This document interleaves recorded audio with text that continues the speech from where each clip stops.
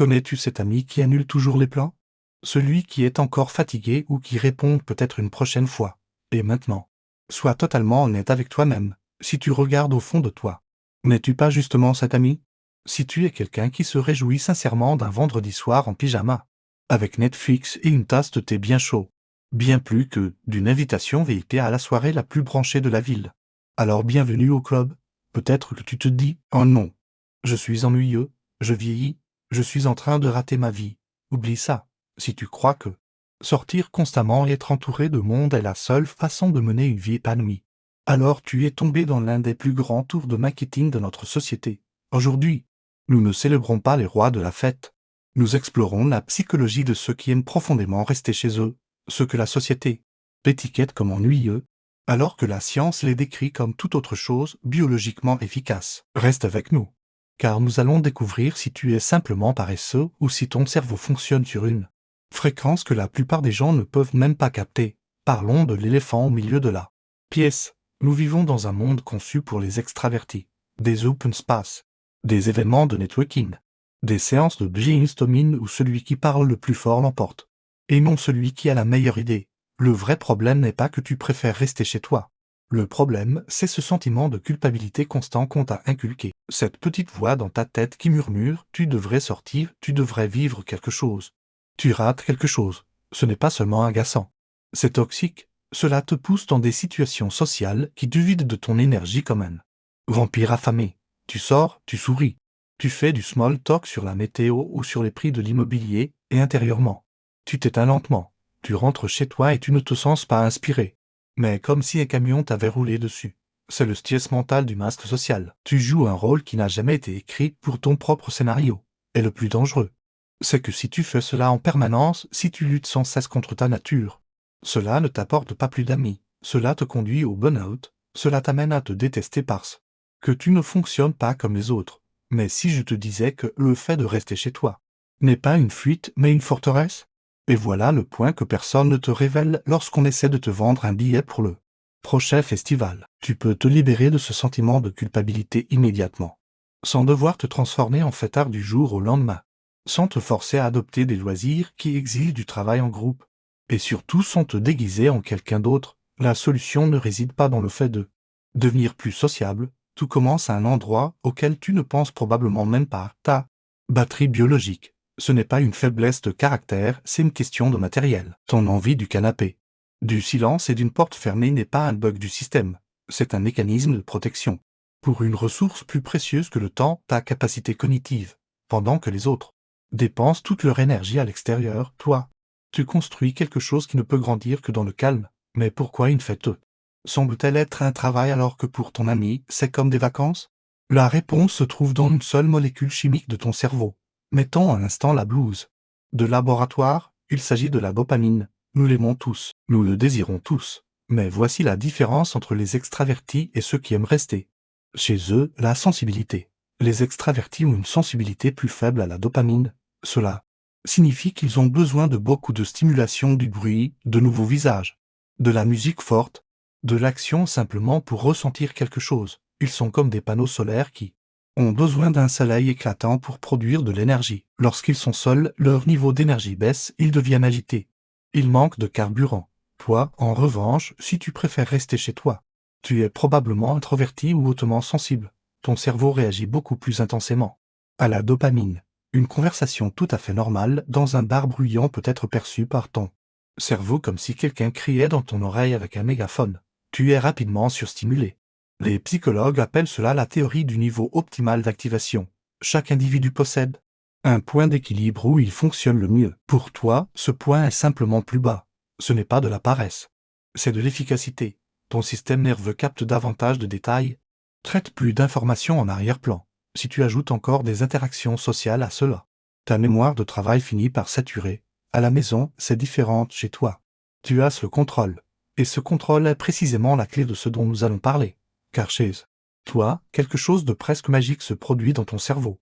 Quelque chose d'impossible au milieu du chaos extérieur. Premier axe simple, maintenant que nous savons pourquoi tu fonctionnes ainsi. Comment en tirer parti sans finir en ermite parlant à ses chats? Voici l'astuce, cesse de voir ton domicile comme un simple refuge et commence à le concevoir comme une station de recharge. Beaucoup de gens restent chez eux et s'enlisent. Ils passent des heures à faire défiler les réseaux sociaux et se sentent encore plus mal ensuite. Ce n'est pas le mode de vie casanier que nous recherchons. C'est de l'anesthésie, coupe réellement. Le monde extérieur pendant 90 minutes, pas seulement physiquement, mais aussi numériquement. Mets ton téléphone en mode avion et range-le dans un tiroir, si tu es chez toi tout en restant. Connecté en permanence au monde digital, ton cerveau ne récupère pas. Ton corps est sur le canapé. Mais ton esprit est encore sur la place publique. Transforme ton domicile en réservoir sensoriel. Tamise la lumière. Range. Nettoie la table. Enfile les vêtements les plus confortables que tu possèdes. Pourquoi cela? Fonctionne-t-il parce que tu élimines la fatigue décisionnelle à l'extérieur? Le monde est imprévisible, des inconnus bruyants, des retards de train. L'éternelle question chez toi ou chez moi, à la maison, tu contrôles la lumière, le bruit, la température et même les snacks, lorsque tu prends activement ce contrôle au lieu de te laisser distraire passivement. Ton cerveau passe du mode survie au mode créativité, et c'est précisément là que les casaniers deviennent brillants. Mais attends une seconde, cela ne nous rend-il pas solitaires? Ne sommes-nous pas en train de manquer la vraie vie? Voilà le mythe que nous devons absolument démolir. Le prochain grand mythe affirme que les souvenirs ne se créent qu'à l'extérieur. La société, Instagram et les publicités pour les sodas nous répètent sans cesse « vis ta meilleure vie ».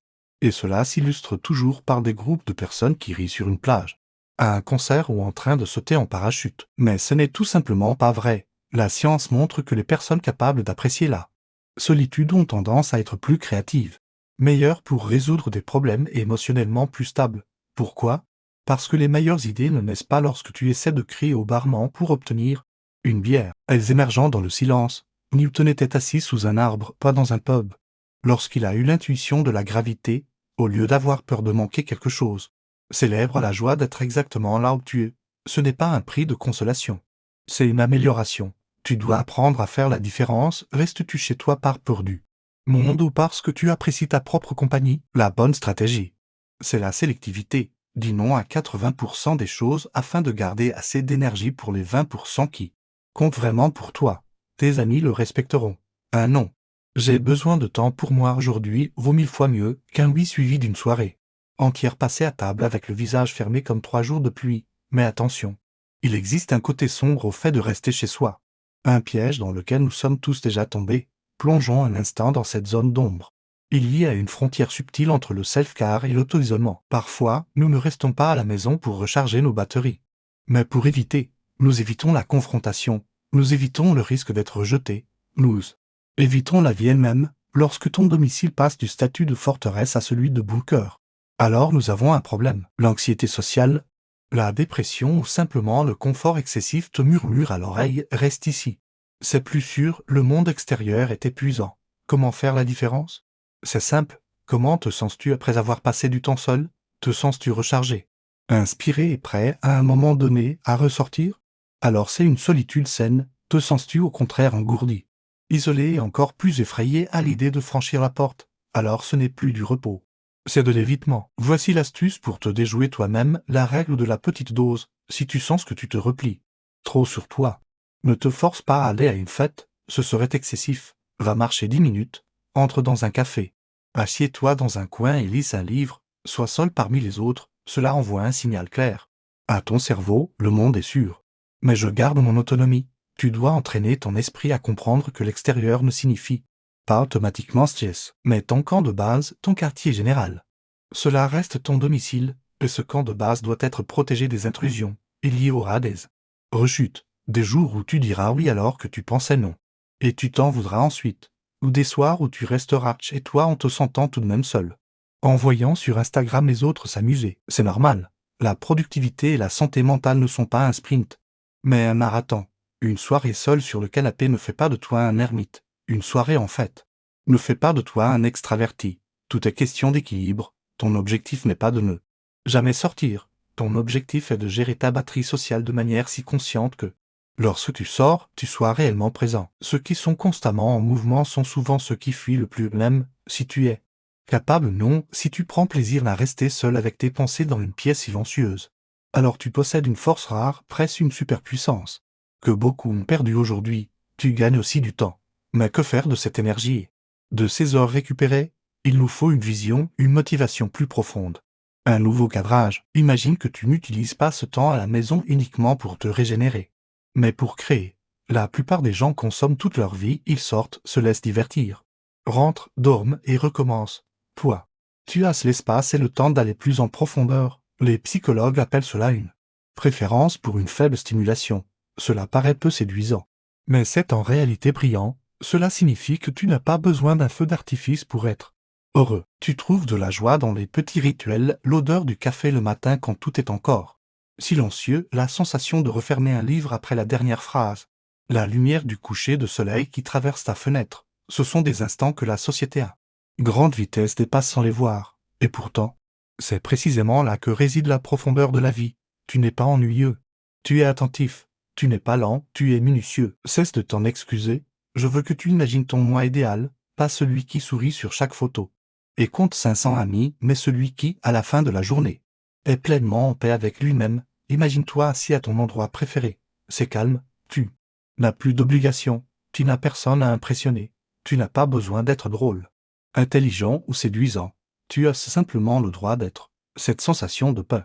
C'est exactement ce que nous recherchons. C'est le véritable luxe du monde moderne. Le silence est devenu le nouveau statut. La prochaine fois que tu recevras une invitation et que tout ton corps criera non. Rappelle-toi cette image, souviens-toi que tu ne rates rien. Tu t'offres quelque chose, du temps avec la seule personne avec qui tu passeras assurément le reste de ta vie, toi-même. Assure-toi d'aimer cette personne. Alors à tous les amateurs de canapé, les esprits de Cavernet et les passionnés du cocooning, vous n'êtes pas défectueux. Vous êtes spécialisés. Vous êtes calibrés pour la profondeur, pas pour la dispersion. Choisir la paix plutôt que la performance. Si tu es quelqu'un qui refuse des invitations sans culpabilité, qui peut être sincèrement heureux un samedi en solitaire, qui préfère regarder sa série réconfort pour la 10e fois plutôt que de forcer de nouveaux souvenirs, alors félicitations. Tu as compris les règles du jeu. Dis-moi en commentaire, tu es team vendredi soir en mode explosion ou team vendredi soir en pyjama. Et sois honnête. Ici on est entre nous, et si tu veux maintenant apprendre à utiliser ce calme et cette concentration pour atteindre tes objectifs sans t'épuiser, alors la prochaine vidéo est exactement ce qu'il te faut. Cela va te toucher encore plus fort que celui-ci, parce que nous allons y parler des mensonges que nous nous racontons sur le succès. Clique dessus. On se retrouve sur le canapé.